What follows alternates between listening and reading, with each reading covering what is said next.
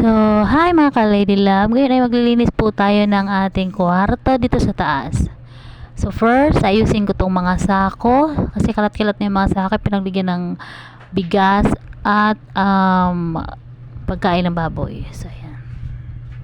So, para di siya magkalat-kalat, ilalagay natin siya sa isang sako ng separate. Separate ko yung sako ng bigas at sako ng feeds. Para hindi siya mahirap hanapin. Yan.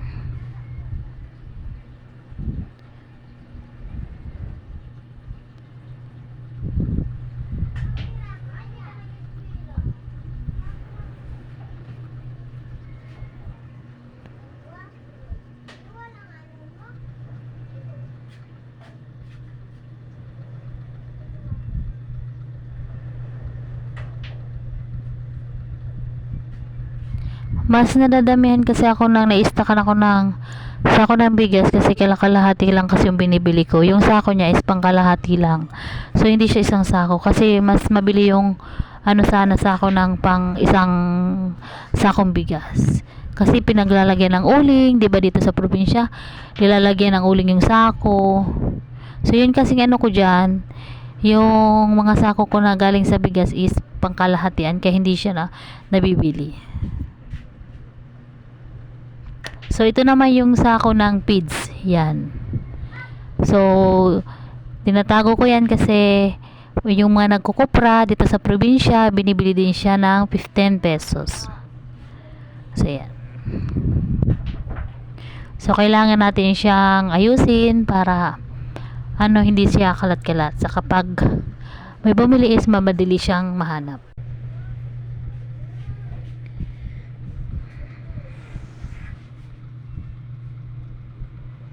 Yun, sako ng asin, iisa lamang kasi hindi naman masyadong maano sa akin yung asin. Kasi pag umina kasi yung alimasag, so may na yung asin.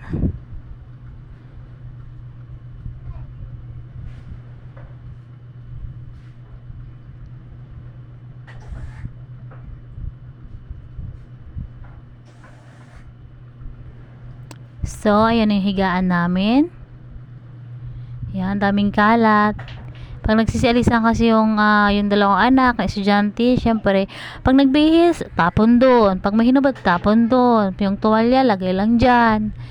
So, marami talagang trabaho ng mga misis kapag nagsisialisan na yung mga estudyante. Pagpag lang tayo kasi hindi naman siya, wala siyang bedsheet na kailangan ayusin. So, yan yung mga tupiin. Ay, naka. Daming trabaho. Yan yung bag, nakatago na yan. Tapos, pag ewan ko, di ko alam kung anong pinaghahanap yung dalaga kong anak. So, yan na naman, nakakalat na naman yung bag. So, yung mga bata kasi, usually, mas natutuwa sila pag maayos yung pakalagay. Yan yung cutting ko na hindi ko alam kung gusto siyang gagamitin ko pa siya or tatapon ko na lang kasi parang fake yung nabili ko. Kasi hindi siya maanghang. May anghang siya konti lang, pero hindi siya yung talaga nakating ko, 'di ba? Yung kating ko kasi masarap yung anghang niya pag pinahid mo siya. Pero siya matigas tapos parang parang wala siyang anghang. Konti tapos mawawala na, hindi mo mararamdaman na pumapasok talaga sa balat. Hindi gaya nung kating ko talaga. Hindi ko alam kung fake ba 'yan. Yan. Kasi pag inaano ko siya talaga hindi siya matigas talaga siya. Yan. So yun, na-stress ako kasi ko pa naman sana may cutting ko kasi minsan nasakit yung ulo ko. Yan. Cutting ko kasi yung uso dito sa probinsya yung mga ganyan yung cutting ko, lalagay lang sa wallet. Tapos pag aalis ka ng bahay or kahit nga nasa bahay ka lang, pwede yung nakalagay lang siya sa wallet para pahid-pahid lang kapag may naramdaman ka. So ayan, magwawalis na po tayo. Ito pala yung binibili kong walis tambo kasi mas okay siya dun sa walis tambo na pang probinsya. Yung kasi nag-aalis yung pang probinsya kasing walis tambo, naglalag siya. Ayan, na tayo, 8:34. So 10. Yun nga, 8:30 na. So 10, may meeting tayo sa Purpose. So, kailangan nating magmadali maglinis kasi maliligo pa ako. Alam nyo na yung mga babae, matagal. Maliligo, tapos kung ano pang gagawin.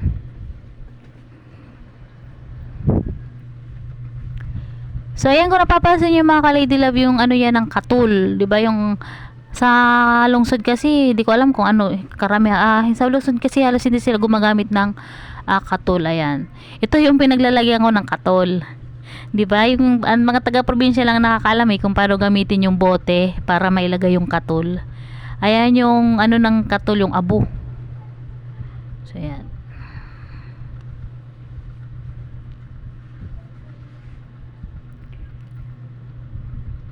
Ayan. Check muna ng sarili. Ayan pa yung mga hairband ko. Masyado ako magastos. Diyos ko. Ano ba yan? Kasi usually talaga, kahit nung dalaga pa ako, gusto ko talaga kung ano yung suot ko, kung ano yung baso. Tingnan nyo, guys, mga ka-lady love, may baso sa ilalim ng kama kasi uminom ako kagabi ng etc. Ano ba yun, uminom ako ng gamot kagabi ng Kotray kasi umaatake yung ating batugan kasi may UTI tayo. So yan, nilagay lang ng mister ko yung doon sa ilalim ng kama, yung baso. So natapon yung tubig kasi may kunti pa siyang tubig, natapon na sa ilalim.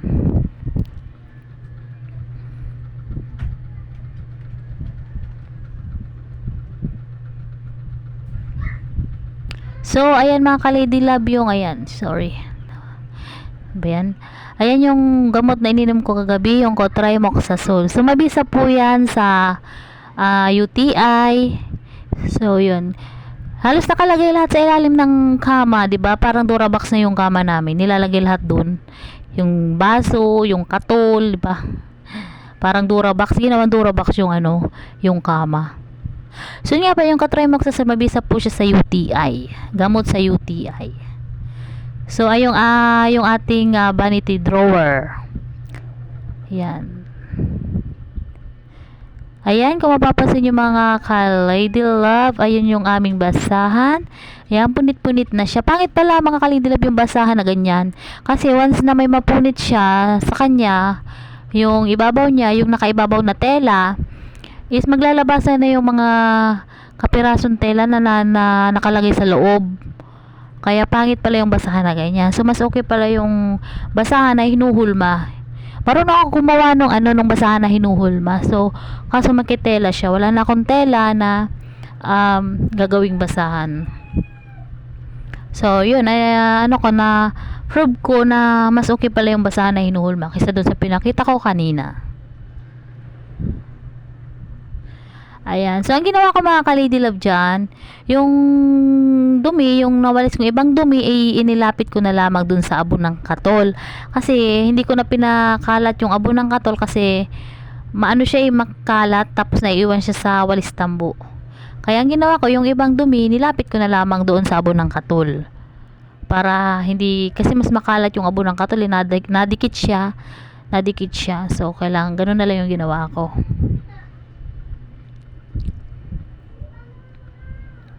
Ayan mga ka-lady love ang aking dustpan. So may partner siya na walis tambo. Kaso pinutulangan ako, so yan. Tapos siya namang red na walis tambo ko, yung dustpan naman niya nasa baba. Mas okay siya mga ka-lady love, ganyan yung gamitin na walis tambo at dustpan kasi ito, ganyan yung dustpan is talagang walang natitirang dumi kahit kahit alikabok, talagang nakukuha niya kasi talagang lumalapat siya sa sahig. Kaya maganda siya gamitin.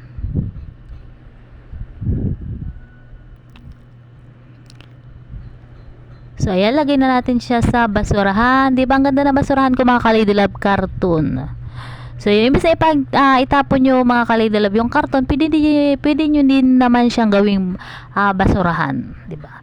Kung wala kayong masyadong maraming basket na pwedeng gawing basurahan, pwede naman yung karton. So, ayan mga ka-lady love yung aking vanity drawer, vanity mirror. So, yun. Patagal ko siyang pinangarap. Thanks Lord, nabili ko din siya. Kasi medyo may pagkamahal din siya.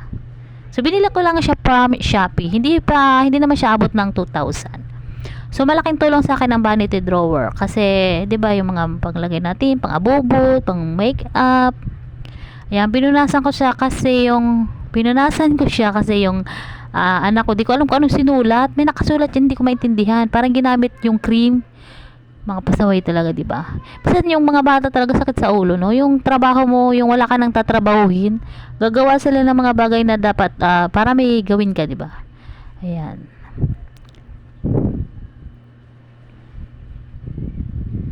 Dati nang hindi pa ako nakakabili ng vanity drawer, vanity mirror, yung mga ganyan ko, yung mga pang ano sa mukha is nakakalat-kalat lang. Kasi wala kang mapagligyan na maayos. Walang fix na lagayan. So, ayan. So, mahilig ako sa mga ganyan, mga color. Kasi gusto ko, yan, 3 yung hairband ko, tapos yung suot ko, di bali, 4. May green, ay, yan nga, suot ko. Yung green. So, bali, 4 siya, kasi kung, ano, yung, sinabi ko nga kanina. So, yan. Kasi nga, di ba yung kwento ko kanina, na talaga palang gusto ko talaga, ano yung suot ko, yung kulay. Gusto ko yung combine yung color. Ayan. Yung may maliit akong basurahan dyan sa ilalim, di ba ang cute? So, yung mga wala pang vanity mirror, maganda po na mayroong ganyan kasi maayos yung pakalagay ng mga ano yun, ng mga abubot. 'Di ba tayo mga babae, ang daming mga kung anong kolorete. So, ayan, bye-bye po muna at may gagawin po tayo. Bye-bye!